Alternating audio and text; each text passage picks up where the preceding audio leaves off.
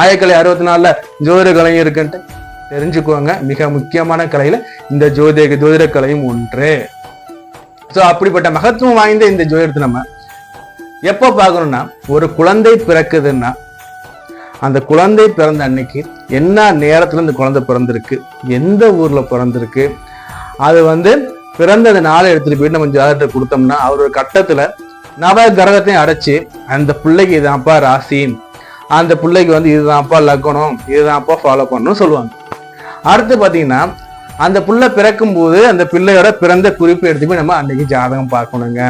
அடுத்தபடியா பாத்தீங்கன்னா அந்த ஜாதகத்தை பார்த்துட்டு பேர் வைப்போம் இல்லையா, அந்த குழந்தையோட நட்சத்திரம் என்ன இருக்கோ அந்த நட்சத்திரத்தோட வரக்கூடிய அந்த நாம உபதேசம் என்று சொல்லுவாங்க. அதாவது நாம உச்சரிப்பு வார்த்தைன்னு சொல்லுவாங்க தமிழ்னு சொல்லணும்னா, அதாவது பெயரோட முதல் வார்த்தை.